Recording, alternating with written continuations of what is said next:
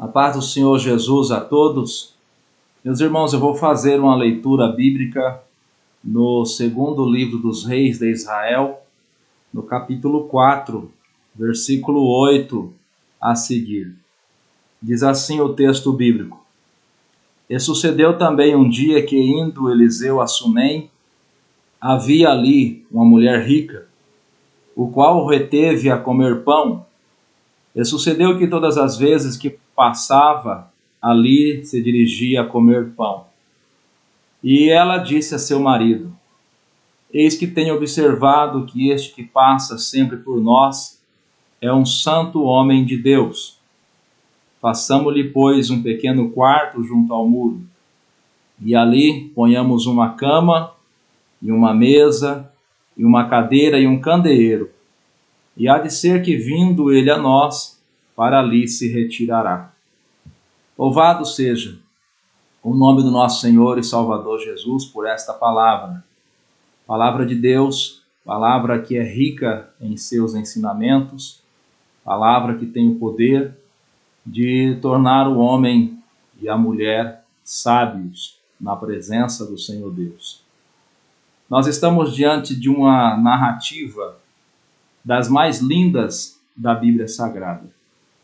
A palavra de Deus nos diz que todas as vezes que o profeta Eliseu se dirigia até o Monte Carmelo, neste percurso ele passava por uma cidade chamada Sunem. E ali naquela cidade havia uma mulher, e a Bíblia vai descrever o perfil daquela mulher. Ela era uma mulher rica, diz a Bíblia Sagrada. Mas ela não era apenas rica financeiramente. Ela era rica em suas atitudes, em sua bondade, em sua generosidade. Ela era uma mulher rica em sua maneira de viver, seu modo de viver. A palavra de Deus diz que ela observava o profeta Eliseu passando por ela.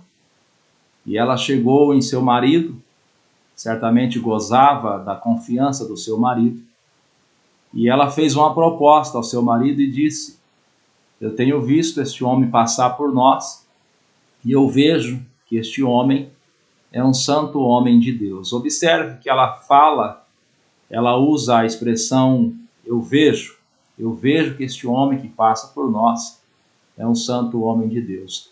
Isso vai concordar com aquilo que Jesus disse, que nós somos a luz do mundo e o sal da terra. O mundo precisa ver no servo e na serva de Deus. O mundo precisa presenciar, precisa ver nitidamente que a pessoa, o homem e a mulher de Deus é diferente. Muito bem, a mulher chega no seu marido e diz: Vamos fazer um pequeno quarto junto ao muro. Vamos colocar ali uma cama, uma mesa, uma cadeira e um candeeiro. E há de ser que todas as vezes que o profeta passar por aqui, ele vai ter um local para ele se acomodar, para ele descansar, para ele se retirar. E é aqui que eu gostaria de, em poucas palavras, meditar com os irmãos. Há pouco tempo nós estávamos presenciando no Brasil uma verdadeira barbaridade. Há pouco tempo nós estávamos vendo pessoas insatisfeitas, pessoas avarentas, pessoas dinheiristas, cobrando altos valores para realizar a obra de Deus, exigindo quartos nos melhores hotéis, exigindo passagens nas melhores companhias de aviões, e parecia que as coisas iam cada vez ficar pior. Veio a pandemia, deu uma freada nisso tudo. Hoje você não ouve mais falar de grandes eventos, de grandes festividades. E eu fico me perguntando o que está sendo feito destes homens e mulheres que estavam vivendo às custas do Evangelho, que não queriam trabalhar, que estavam vivendo como itinerantes de um lado para o outro, cobrando valores absurdos para realizarem a obra de Deus. Tem coisas que é igual ao crime organizado. Tem o que rouba e tem o que compra o produto roubado. Na obra de Deus não é diferente. Se tem as pessoas que cobram altos valores e estão errados por assim fazer, tem aqueles também que estão errados por pagar altos valores para essas pessoas realizar algo que é a obra de Deus, que Jesus disse claramente: de graça recebei, de graça dai. A palavra de Deus, ela impõe limites em nossa maneira de viver, em nossa maneira de proceder. E nós devemos fazer tudo conforme a palavra de Deus. Muito bem, meus irmãos. Olha o aposento, olha a estrutura do local aonde o profeta Eliseu passava os seus dias quando ele estava naquela região da cidade de Sunem. Um pequeno quarto junto ao muro. Se alguém é engenheiro, se alguém já teve alguma ligação com construção civil, pedreiro, servente, pintor, sabe muito bem que quando você faz um quarto junto ao muro, você economiza, pelo menos em uma parede, talvez em duas, talvez até em três, mas o certo é que você faz um quarto junto ao muro com, entre outros propósitos, o propósito de economizar. Então era algo muito modesto, era algo que foi feito pensando na economia. A obra de Deus precisa ser uma obra econômica. Não devemos esbanjar, não devemos fazer coisas caríssimas, absurdas, para sobrecarregar o povo de Deus. A mulher fez um quarto pequeno junto ao muro e colocou aquilo que era o essencial, aquilo que era o suficiente. Colocou uma cama para o profeta dormir, colocou uma mesa para que em volta dela ele pudesse se alimentar, ele pudesse meditar, colocou uma cadeira para que ele pudesse se assentar, quem sabe se apoiar no momento da oração, e colocou um candeeiro para que houvesse luz, para que quando durante a noite ele fosse meditar, fosse buscar a presença de Deus, houvesse iluminação para ele. E o profeta Eliseu, um dos maiores profetas que houve na história de Israel, ele se deu por satisfeito. Ele não reclamou, ele não exigiu mais, ele não se aproveitou da bondade daquela mulher. Muito pelo contrário. Quando você continua lendo a palavra de Deus aqui no capítulo 4 do segundo livro de Reis, você vai ver que ele agradece aquela mulher, que ele até deseja fazer algo por ela. E ele usa aqui uma palavra, ele diz que ela estava tratando ele com muito desvelo. Tem uma tradução que diz desvelo. Essa palavra desvelo quer dizer cuidado, carinho, zelo. Então observemos duas situações. Em primeiro lugar, a situação da mulher que se preocupou com o servo de Deus, que se preocupou com a obra de Deus. Em primeiro lugar, a situação da mulher que fez alguma coisa para o servo de Deus, para o profeta do Senhor. E em segundo lugar, a humildade do profeta em se dar por agradecido por algo que hoje alguns julgaria ser tão pouco. Imagine você, em pleno século XXI, no Brasil, com pregadores milionários, homens ricos, que enriqueceram não trabalhando, não se utilizando de meios comuns de enriquecimento, mas se enriqueceram às custas da obra de Deus. Imagine você se estes homens iriam se contentar em ter um local para ficar como esse, um quarto pequeno, com uma caminha, uma mesa e uma cadeira. Será que estes homens que estão por aí se dizendo profetas do Senhor, apóstolos, bispos, pastores, conferencistas, Será que estes homens iriam se conformar, se contentar, ser grato por algo tão pequeno, por algo tão singelo? Eu separei aqui alguns versículos que eu gostaria de ler juntamente com os irmãos, agora nesse momento final desta meditação. Separei primeiramente aquele que é o maior de todos os exemplos que nós podemos tomar. Eu sempre digo isso. Jesus é o maior de todos os exemplos. Lucas, Evangelho segundo escreveu São Lucas, capítulo 9, versículo de número 58.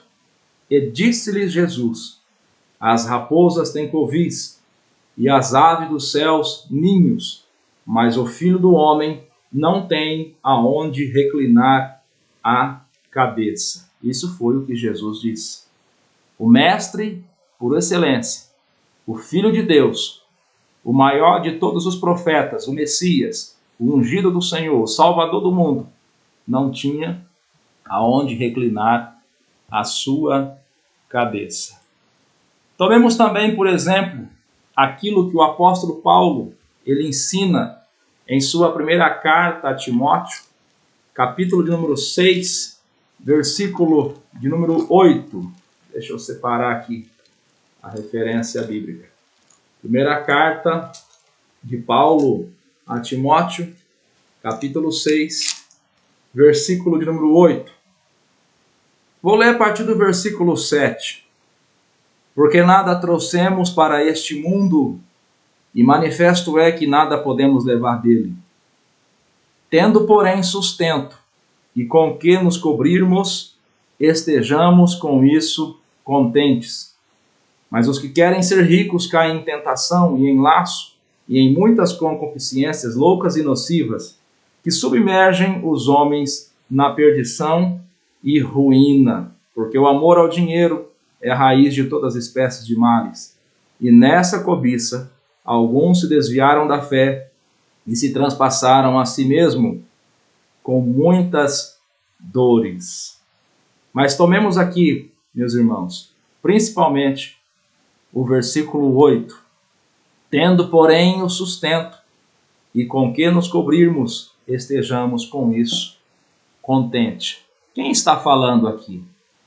Quem está falando aqui é o maior de todos os apóstolos, sem dúvida. O apóstolo que mais influenciou a igreja. Ele está falando aqui. Se nós tivermos com que nos cobrirmos, com que nos vestirmos, se nós tivermos sustento, devemos estar com isso contentes. Eu vejo muitas campanhas, muitas promessas, principalmente nesses programas de televisão, incentivando as pessoas a desejar sempre mais e mais e buscar sempre mais e mais.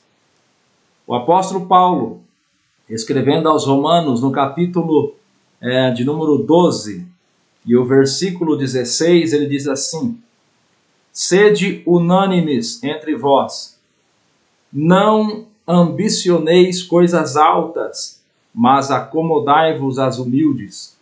Não sejais sábios em vós mesmo. Não ambicionei coisas altas, mas acomodai-vos às humildes. Louvado seja o nome do nosso Senhor e Salvador Jesus. Que diferença, não é? Que diferença dos homens da Bíblia para aqueles que hoje se dizem profetas e apóstolos. No livro do profeta Zacarias, no capítulo 4, versículo 10, a palavra de Deus diz o seguinte: porque quem despreza o dia das coisas pequenas, pois este se alegrará, vendo o prumo na mão de Zorobabel. São os 7 olhos do Senhor que discorrem por toda a terra. Quem despreza o dia das coisas pequenas? Sem sombra de dúvidas, muitos estão desprezando as coisas pequenas. Sem sombra de dúvidas, muitos estão tendo ambição por coisas grandes. Sem sombra de dúvidas, muitos estão até mesmo ensinando a igreja a pecar, desejando coisas grandes. Meus irmãos, eu vou encerrar aqui. Olhemos para o estilo de vida dos verdadeiros profetas de Deus revelado na Bíblia Sagrada. Olhemos para o estilo de vida do próprio nosso Senhor e Salvador Jesus. Vejamos a diferença enorme que há entre a maneira de viver destes santos homens de Deus para aqueles que hoje estão enganando a Igreja de Cristo no Brasil e no mundo. Fiquemos com a Bíblia, fiquemos com a palavra de Deus. Sejamos gratos a Deus por tudo quanto Ele tem nos feito. Deus abençoe a sua vida. Deus abençoe a sua família, em o nome do nosso Senhor e Salvador Jesus.